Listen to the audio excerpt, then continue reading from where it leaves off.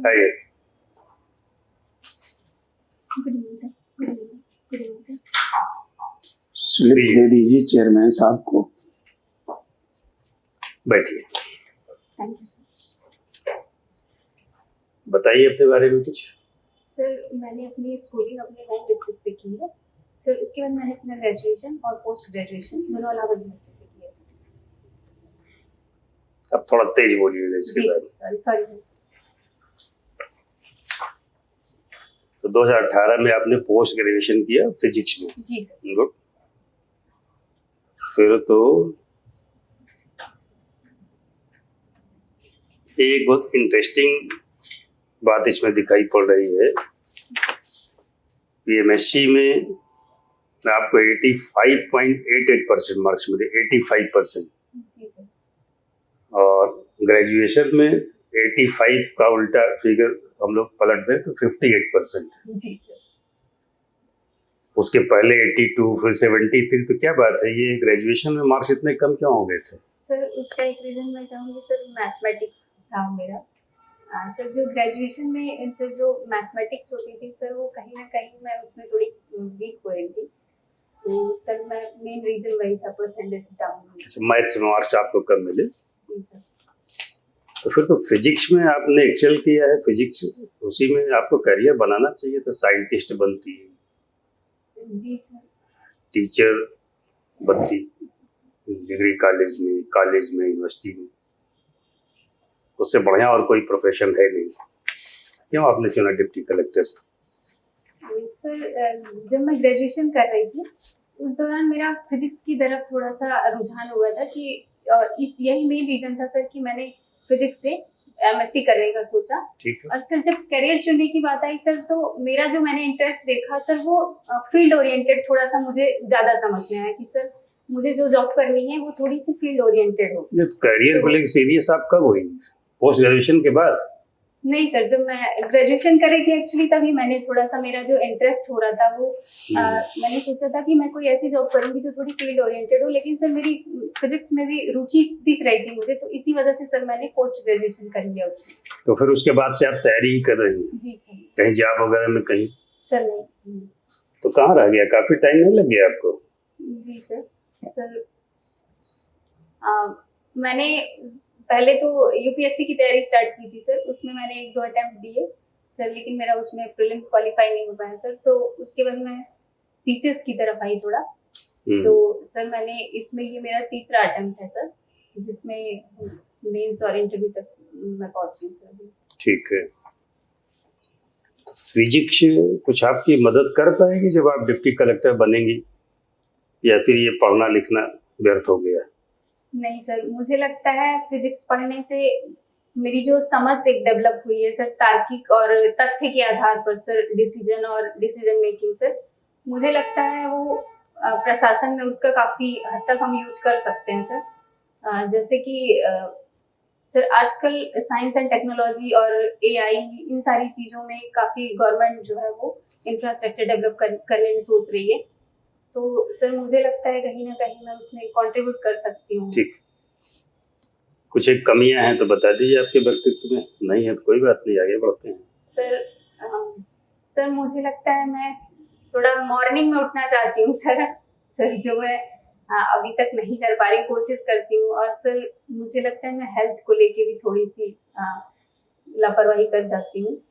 और सर एक मुझे लगता है कभी कभी सर मैंने इसको काफी हद तक कंट्रोल भी किया है, थोड़ा इम्पल्सिव बिहेवियर मुझे लगता है कभी कभी सर। ठीक है सर। फिजिक्स में आपने तो हाईएस्ट डिग्री लिया है। हम लोग तो थोड़ा थोड़ा फिजिक्स अर्ली डेज में जो पढ़े हैं, एक सिद्धांत पढ़ा था कभी, लॉ ऑफ फ्लोटिंग बॉडी। क्या है law of floating body? Sorry sir, मैं भी रिकॉल नहीं कर पाती। आर्किमिडीज का नाम सुना है? जी सर। तो उसने जो थियरी दी है वो कौन सी थियरी है? सर लॉ यही है, फ्लोटिंग बॉडी, जहाँ तक मैं समझ पाई। क्या कहती है ये थियरी? कोई ऑब्जेक्ट क्यों फ्लोट करता है बॉडी पानी में या किसी लिक्विड में? सर डेंसिटी का फर्क आता है, जहाँ तक डेंसिटी सर अगर हाई होती है, अगर वाटर के कंपेयर में सर डेंसिटी जो है वो लो है, तो वो बॉडी फ्लोट करती है सर।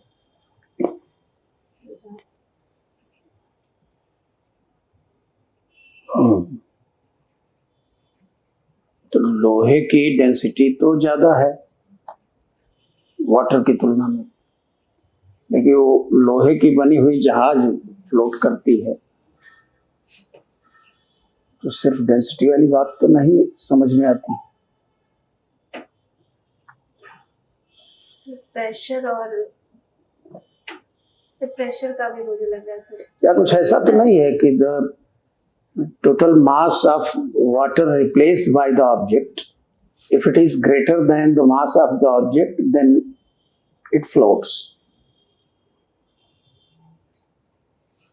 सॉरी सर, मैं भी सोच नहीं पा रही। ठीक है, आपने कॉन्स्टिट्यूशन जरूर पढ़ा होगा अपनी परीक्षा के लिए। आप बता सकते हैं कॉन्स्टिट्यूशनलिज्म या संविधानवाद किसे कहते हैं?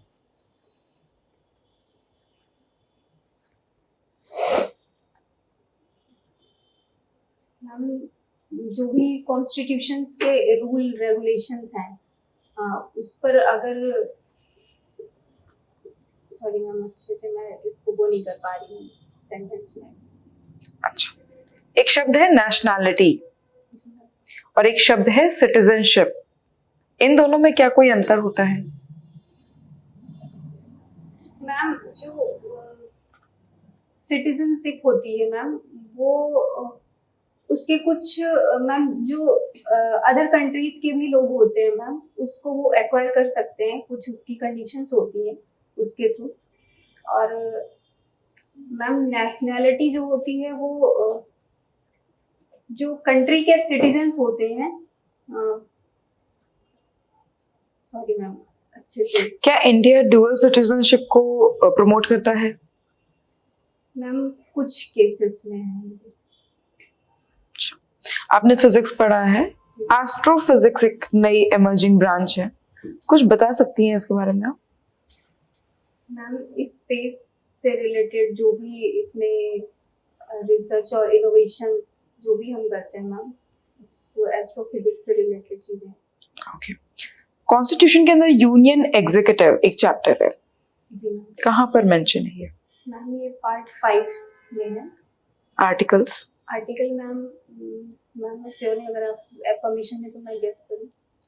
मैम 75 से लेके। आखिरी क्वेश्चन, जुडिशियल एक्टिविज्म पे आपका क्या ओपिनियन है? मैम जुडिशियल एक्टिविज्म कुछ केसेस में हम कह सकते हैं कि ये कुछ हद तक मतलब ठीक हो सकता है, जैसे कि मैम जो क्राइम्स जैसे वुमेन्स के प्रति जो मतलब बढ़ रहे हैं, रेप वगैरह के जो केसेस हैं, तो मैम मुझे लगता, और चाइल्ड के प्रति, तो मैम मुझे लगता है इन केसेस में ये सही हो सकता है। ठीक है सर। न्यूज़पेपर कौन सा पढ़ती हैं? सर जनसत्ता और हिंदुस्तान से। एडिटर हिंदुस्तान के कौन है? सॉरी सर, जनसत्ता के? सॉरी सर, मुझे नाम। अच्छा, जेएनयू में इधर बवाल मचा हुआ है। जी सर। क्या है मामला? वहाँ की कुलपति ने कोई जातिवादी टिप्पणी कर दी उसको लेकर के। सर एग्जैक्ट मुझे उनकी स्पीच तो नहीं याद है सर। कुछ यूजीसी रेगुलेशंस को लेके प्रोटेस्ट हो रहे थे, तो सर उसी के उस संदर्भ में उन्होंने कुछ बोला था शायद सर। क्या बोला था उन्होंने? सर एग्जैक्ट मुझे। ठीक है, तो क्या हुआ क्या वहाँ पर, किसके बीच में डिमांड क्या है? सर बेसिकली जो मुझे समझ में आ रहा है, याद आ रहा है सर, वो यूजीसी रेगुलेशंस पे ही चीजें चल रही हैं। वीसी का नाम? सॉरी सर, वहाँ की जो कुलपति हैं उनका नाम? कोई लेडी है? जी सर लेडी। सॉरी सर, मुझे नाम नहीं याद आ रहा। ये लखनऊ विश्वविद्यालय में भी 2-3 दिन पहले खबर थी, धर्म युद्ध चल रहा है वहाँ पर। जी सर, कुछ न्यूज़ थी। क्या था मामला?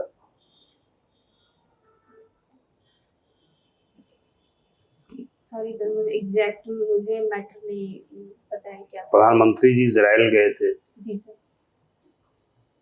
16 करार पर हस्ताक्षर हुए हैं जी सर। समझौतों पर। जी सर। तो उसमें से कुछ एक महत्वपूर्ण करार के बारे में जानकारी है तो बताइए। सर डिफेंस वगैरह को लेके और एग्रीकल्चर को लेके, और सर वहाँ पर 50,000 जो इंडियंस उनको जॉब के लिए भी वो हुआ है कि वहाँ पे जॉब उनको मिलेगी विभिन्न सेक्टर में सर। और सर जो तो वहाँ एग्रीकल्चर, इंडियंस ऐसे भी हैं जिनके पास जॉब नहीं है, तो क्या कर रहे हैं वहाँ, क्यों गए हैं, क्यों रुके हुए हैं? सॉरी सर मैं क्वेश्चन नहीं समझ पाई। वहाँ पर जो इंडियंस हैं जी सर। तो क्या उनके पास जॉब नहीं है, बेरोजगार वहाँ पर भी हैं? नहीं सर, मुझे लगता है कंट्री के साथ रिलेशंस को और स्ट्रॉन्ग करने के लिए सर मुझे लगता है कि जो सिटीजन्स हैं वो काफ़ी इम्पोर्टेंट रोल प्ले करते हैं अगर वो किसी कंट्री में रह रहे हैं तो सर मुझे लगता है इसको बढ़ावा देना एक अच्छा, कदम वहाँ से हो लौट सकता है। करके प्रधानमंत्री जी आए हैं, बोले हैं कि जल्द ही फ्री ट्रेड डील संभव होगी, जी सर। जल्द ही फ्री ट्रेड डील। क्या है ये फ्री ट्रेड डील?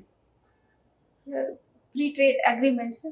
जी सर। फ्री ट्रेड डील शब्द उन्होंने इस्तेमाल किया है, जल्द ही फ्री ट्रेड डील संभव होगी इसराइल से, ये उन्होंने लाइन बोली है। सॉरी सर मुझे क्या आशय है ये फ्री ट्रेड डील का?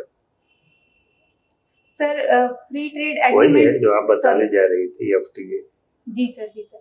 सर इसमें क्या होता है सर कि प्रोडक्ट्स पे सर जो भी इंपोर्ट और एक्सपोर्ट किए जाते हैं प्रोडक्ट्स एक दूसरे की कंट्रीज में सर उन पे जो शुल्क लगाया जाता है सर उसको कोशिश की जाती है कि कम से कम किया जाए उसको सर, जिससे कि एक दूसरे के साथ जो व्यापार है वो उसको हम बढ़ा सकें सर। ठीक है, wish you all the best, जा सकते हैं। Thank you sir. Thank you.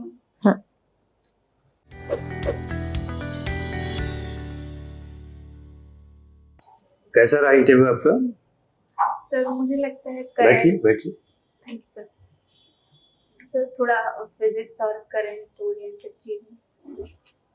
देखिए, पूछने का तो कुछ तय नहीं वहाँ क्या पूछा जाएगा, लेकिन इन दोनों पे संभावनाएं प्रबल हैं।